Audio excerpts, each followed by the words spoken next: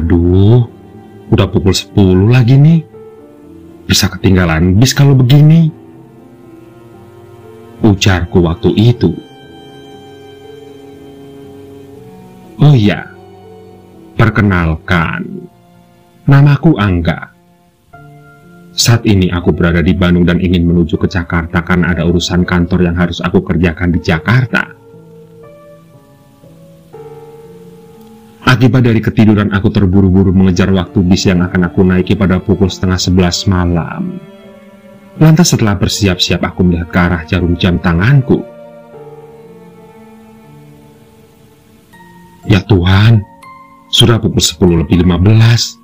Kalau begini tidak akan terkejar, ujarku. Namun aku tidak menghiraukan. Aku tetap saja keluar dari rumah ini dan bergegas untuk pergi ke stasiun bis. Lantas, aku pun melihat ke arah jalan dan menghentikan salah satu taksi yang melintas.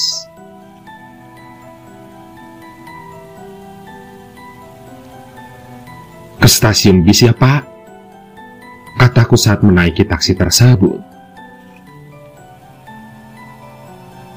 Tidak ada respon dari supir taksi tersebut. Dia hanya diam saja.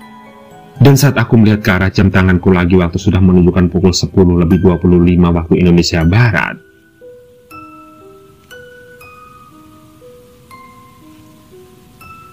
Pak, bisa lebih cepat gak Pak? Takutnya saya ketinggalan bis, ujarku yang mulai rada panik. Namun, kembali tidak ada respon dari bapak itu. Hingga tidak berapa lama kemudian tiba-tiba mobil yang aku naiki berhenti.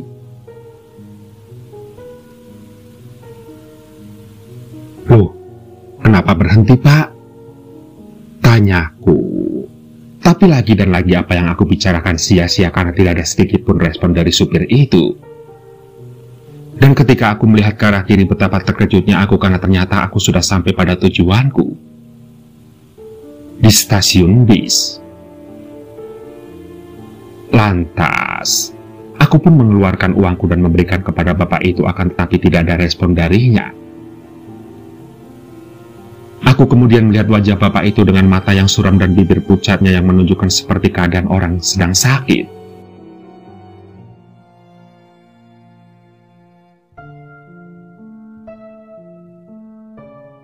Singkat cerita, karena tidak ada respon, aku pun meletakkan uang itu di hadapan sang supir.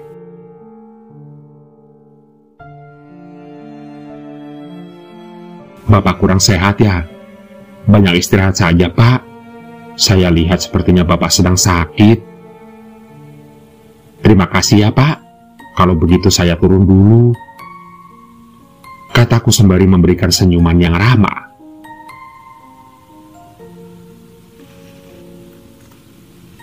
Aku pun lantas turun dari mobilnya. Kemudian mobil itu melaju dengan cepat. Sementara aku masih tidak habis pikir. Sedang sakit saja bapak itu mau bekerja. Apakah mungkin keadaan ekonominya sedang tidak baik-baik saja? Kembali aku melihat ke arah jam tanganku, ternyata masih pukul 22:27. Aku kemudian berjalan masuk ke terminal. Namun tiba-tiba terpikir sesuatu olehku yang membuat langkah kakiku terhenti. Loh, jarak rumahku dari stasiun bis ini kan lumayan jauh. Seharusnya sampai di stasiun 10 atau 15 menit. Tapi ini kok hanya 2 menit ya? Ujarku yang ngomong sendirian. Aku hanya menggelengkan kepala saja. Mungkin saja jamku yang mulai rusak sehingga waktu lama berputar. Lantas, aku pun melanjutkan langkah kakiku menuju ke stasiun bis. Terlihat banyak sekali orang-orang. Aku meneruskan perjalanan hingga kemudian melihat tidak ada satupun bis di sini. Ya Tuhan, pasti aku sudah ketinggalan bis nih, batinku. Bis yang akan aku naiki itu adalah bis terakhir keberangkatan malam ini. Sepertinya bis tersebut telah berangkat beberapa menit yang lalu. Namun, kenapa masih banyak orang di sini? Orang-orang di sini bahkan sepertinya sedang menunggu bis selanjutnya.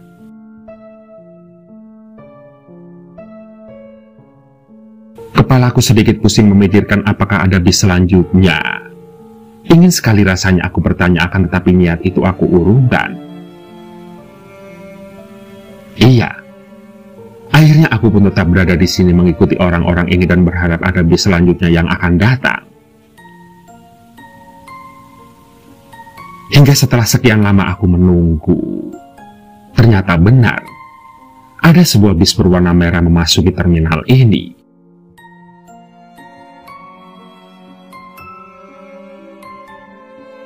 Tidak sia-sia aku menunggu di sini, batinku. Nampak satu persatu penumpang menaiki bis sementara aku juga mengikutinya. Aku mendapatkan tempat duduk nomor 2 di sebelah seorang bapak-bapak yang sudah tua. "Selamat malam, Pak." Sapaku kepada bapak tersebut, akan tetapi tidak ada respon dari bapak itu.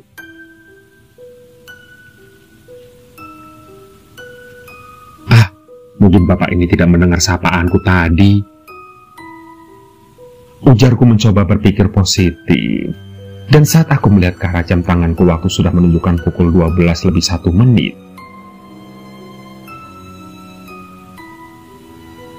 Loh, ada ya bis malam-malam begini? Batinku. Namun aku yang tidak ingin memikirkan hal yang aneh-aneh. Aku kemudian memainkan ponselku untuk menghilangkan pikiran yang bisa-bisa membuatku takut sendiri. Hingga, tanpa ku sadari, sepertinya bis ini sudah berjalan sedari tadi. Aku kemudian memperhatikan sekitarku. Sedari tadi penumpang di sini hanya diam dan tidak ada yang bergerak sedikit pun. Dan saat aku melihat ke arah belakang, semua penumpangnya terdiam dan menundukkan kepala, begitu juga bapak di sebelahku ini.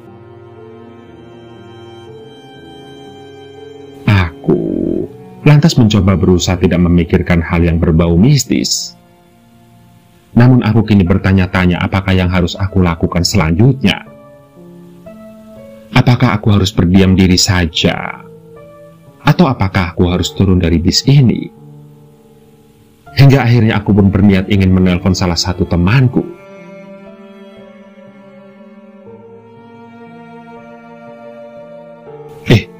Kenapa ini?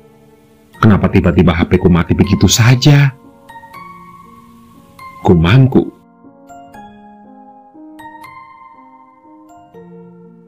Tidak hanya itu, lampu di bis ini hidup dan mati berkali-kali dan hawanya tiba-tiba menjadi dingin. Lantas, aku tetap berusaha menenangkan pikiranku. Aku berusaha menghidupkan handphone ini.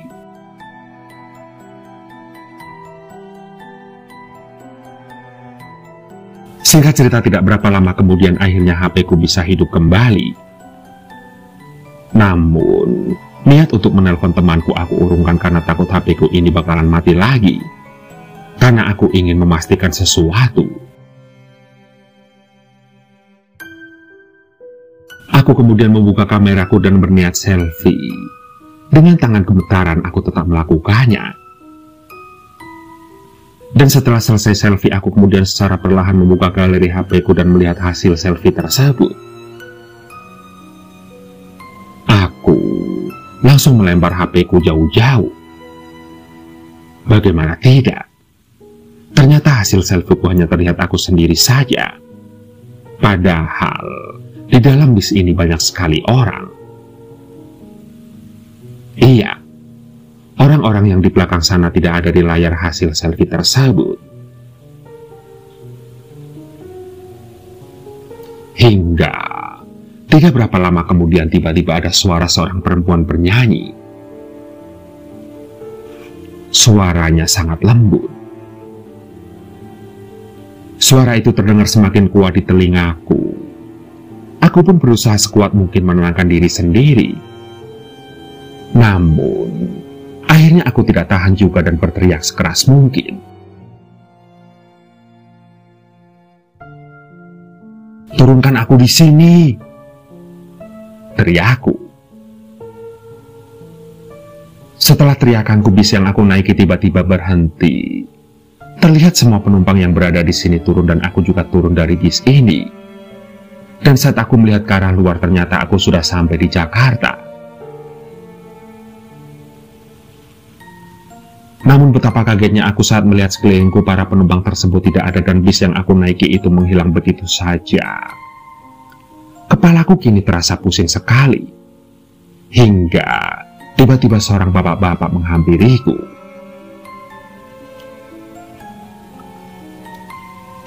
"Ada apa, nak?"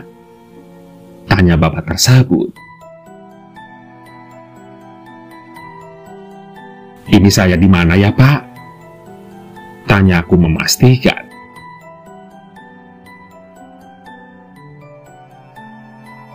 "Ini di Jakarta, nak." "Kenapa ya, nak? Kok seperti ketakutan begitu?" tanya sang bapak. Aku pun kemudian menceritakan kejadian yang aku alami tersebut. Bapak tersebut pun memahaminya. Bapak itu kemudian mengatakan bahwa pernah ada kejadian seperti ini sebelumnya dan orang itu telah meninggal dunia. Sontak, aku pun ketakutan setengah mati. Namun aku bersyukur karena aku masih diberi kehidupan. Ternyata bis pukul 23.59 itu adalah bis hantu dan konon katanya bus tersebut mencari tumbal. Dan benar, semua penumpang yang menaiki bis bersamaku tadi adalah roh-roh hasil tumbal bis tersebut.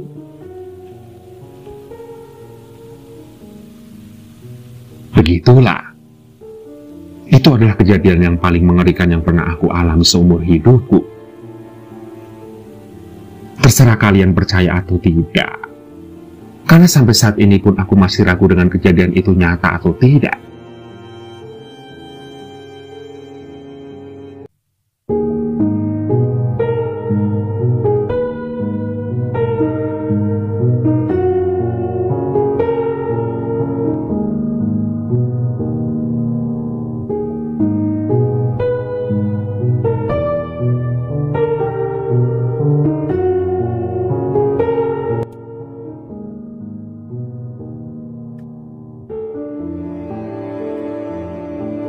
Macet gini, kita bisa kemalaman di jalan nih, Mas.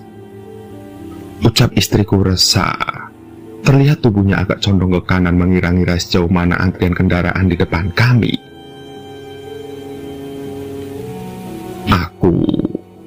Aku hanya bisa meremas jemari tangan kanannya di atas pahaku. Aku terdiam meski hatiku sedikit resah. Sudah lama aku ingin mengkredit mobil agar setiap kali kami pulang ke rumah orang tuanya tidak perlu khawatir kemalaman di jalan atau kehujanan. Apalagi saat ia tengah hamil muda seperti sekarang. Namun, apa daya, tabungan kami terpakai karena selama 3 bulan kemarin aku menganggur akibat pengurangan karyawan.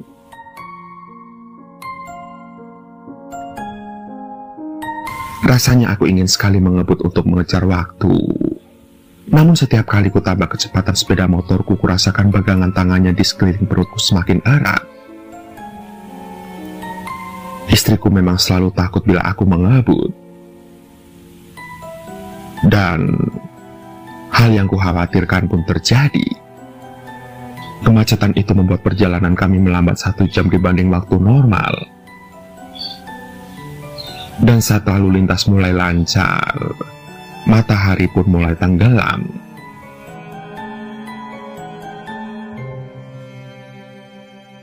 Singkat cerita, kami mulai memasuki kota kecamatan kecil. Terlihat pasar di tepi jalan mulai sepi. Sementara para pekerja pabrik berlomba memacu sepeda motornya agar sampai rumah sebelum maghrib tiba.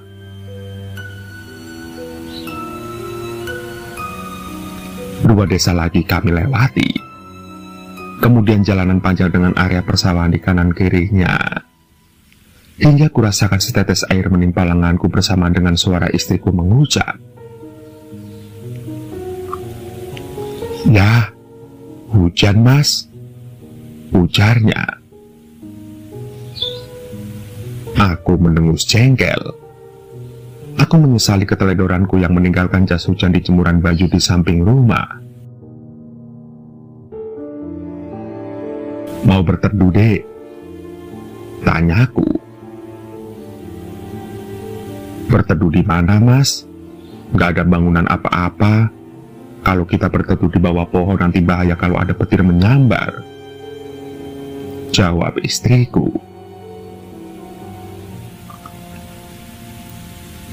Lalu bagaimana? Tanyaku lagi. Sementara suaraku nyaris berteriak bersaing dengan deru angin yang saking kencangnya yang hampir membuat sepeda motorku oleng.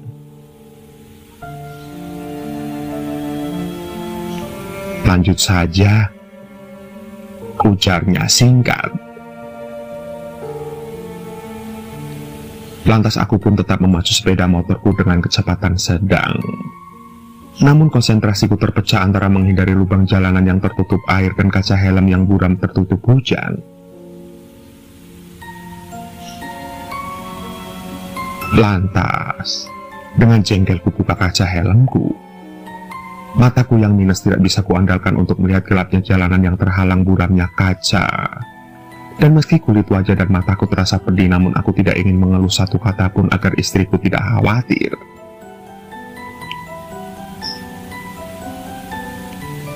Kini kami pun mulai memasuki kawasan hutan lindung. Saat siang hari, kawasan ini sangat sejuk karena pepohonan dari sisi kanan dan kiri jalan menyatu bagai kanopi yang menghalangi sinar matahari ke atas aspal. Namun saat malam dan hujan seperti ini, udara terasa sangat dingin dan sunyi mencekam. Dan selain jalanan yang berlubang, area hutan lindung dan perbukitan ini pun rawan longsor. Benar, longsoran tanah merah yang bercampur dengan air hujan sangat berbahaya. Itu bisa membuat kami tergelincir dan masuk jurang di sisi kiri kami.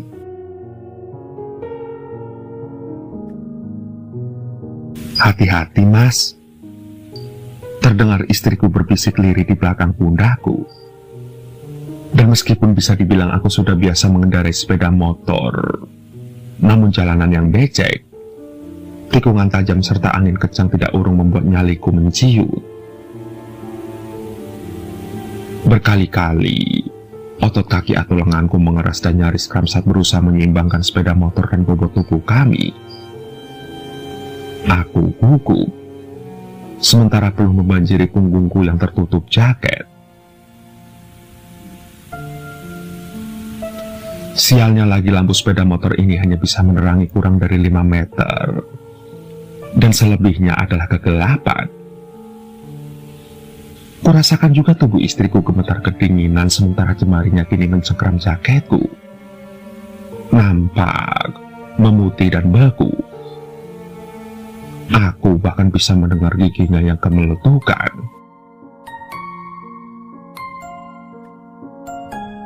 Jalanan di depan kami terlihat lurus dan datar, sehingga ku tambah kecepatan sepeda motorku.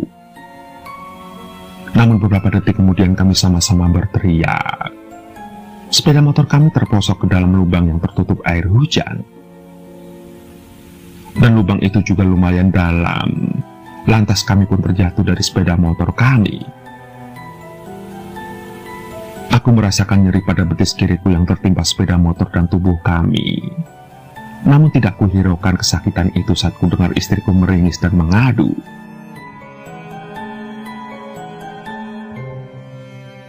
Kamu gak apa-apa, Dek? Tanyaku panik. Punggungku, Mas, sakit sekali, rintihnya. Lantas aku pun memapahnya ke pinggir jalan berumput. Aku tidak peduli dengan tubuhku yang basah kuyup dan kotor. Dan setelah ia duduk di atas rumput, aku kembali untuk menepikan sepeda motorku. Sekarang, kondisinya lampunya sudah mati dan banyak bocor. Dan seandainya ada kendaraan melintas bisa sangat berbahaya karena mereka tidak akan bisa melihat sepeda motor itu dari kejauhan.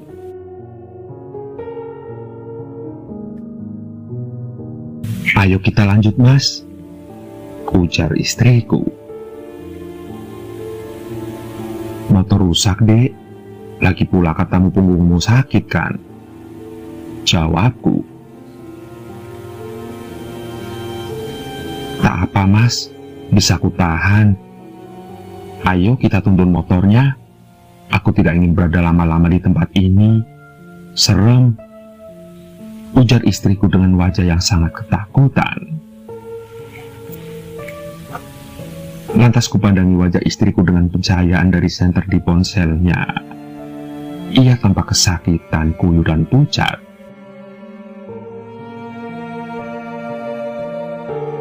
Singkat cerita, akhirnya kami pun memutuskan untuk berjalan. Kini istriku berjalan di depan dengan ponsel yang masih menyala, sementara aku menuntun sepeda motorku dengan hati-hati. Dan saat ku amati punggung istriku, nampak ia berjalan terbungkuk-bungkuk dengan tangan kiri yang merapatkan jaketnya. Ia pasti sangat kesakitan dan kedinginan. Ya Tuhan, suami macam apa aku ini? Aku merutuk dalam hati.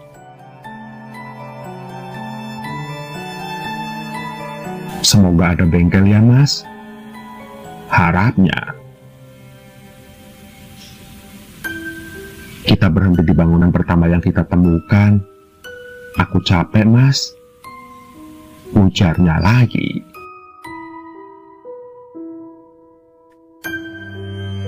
Napasku ngos-ngosan.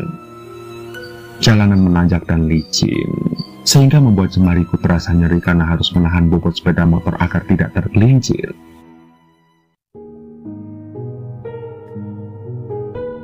Ada bengkel di sana mas, ujar istriku nyaris bersorak kegirangan. Tanpa menoleh, ia mempercepat langkahnya, sementara aku mengikutinya dengan tersengal-sengal.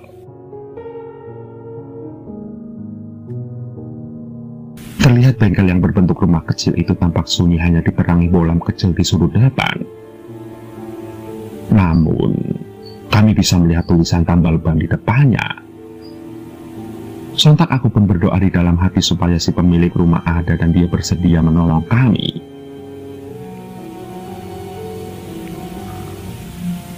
Singkat cerita, pintu pun terbuka setelah ketukan kedua. Terlihat seorang lelaki seumuranku keluar. Lantas, aku pun menceritakan masalah yang kami alami.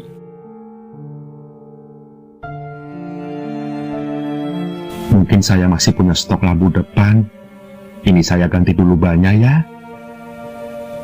ujar si pemilik bengkel. Aku mengangguk pasrah. Ban sepeda motorku memang sudah tidak bisa ditambal, dan aku harus menggantinya dengan yang baru. Aku dan istriku kemudian menunggu di sebuah balai bambu di depan rumah, sementara si pemilik rumah sibuk memperbaiki sepeda motor kami. Selesai? Belum. Kini aku merasa khawatir, karena uang kami yang pas-pasan mungkin tidak akan cukup untuk sekedar memberi sedikit uang kepada orang tua istriku.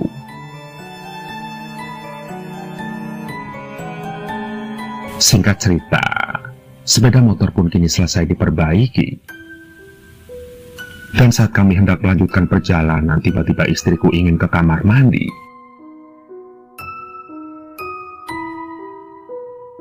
Kamar mandi kami di belakang rumah, Mbak.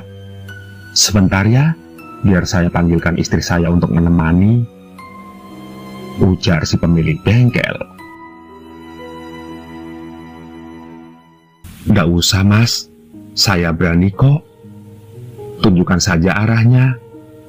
Lagi pula kasihan istri mas, hujan-hujan begini harus keluar rumah, tolak istriku.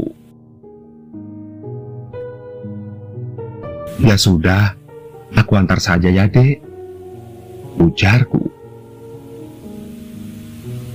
Nggak usah mas, bayar saja dulu. Lagian aku cuma sebentar kok, Ujar istriku setengah berlari menuju belakang rumah yang gelap. Mungkin ia mules, atau memang kebelet ingin buang air kecil. Lantas aku pun mencoba menstarter sepeda motorku, tapi malah macet. Kini perasaanku menjadi kacau balau.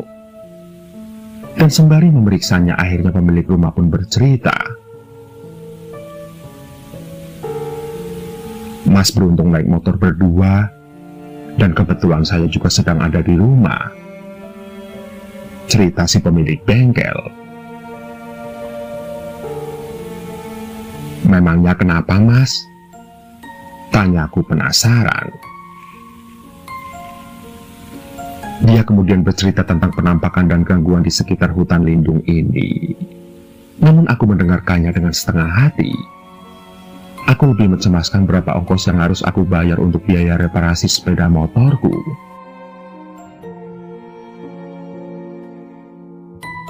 Singkat cerita, tepat saat mesin kembali hidup, istriku terlihat berjalan ke arahku. Dan setelah membayar dan berpamitan, kami pun melanjutkan perjalanan. Hingga sekitar 2 km kemudian aku mulai ingin mengobrol karena hujan sudah reda, hanya menyisakan gerimis. Tukang bengkel tadi cerita aneh-aneh, Dek, ujarku. Kumanya.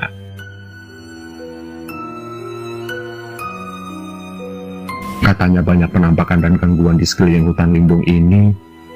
Untung kita berdua ya, ujarku lagi.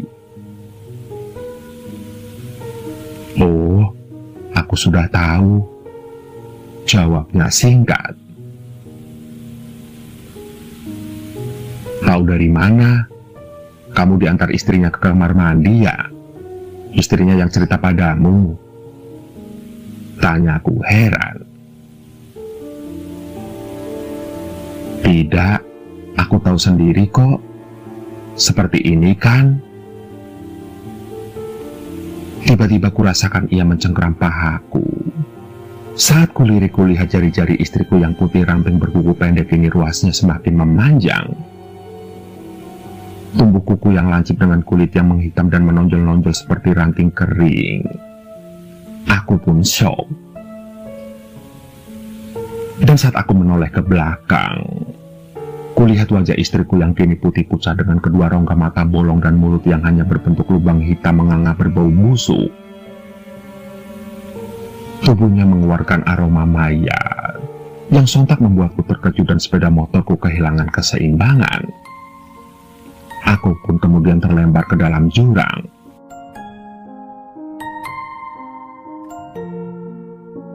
Ponselku terjatuh entah kemana. Dan kini sayupku dengar dalam pikiranku istriku memanggil-manggilku. Mas, Mas, mengapa kamu tinggalkan aku di pekuburan ini? Panggilnya dengan suara yang entah mengindikasikan apa itu. Sedih, takut, cemas. Aku tidak yakin.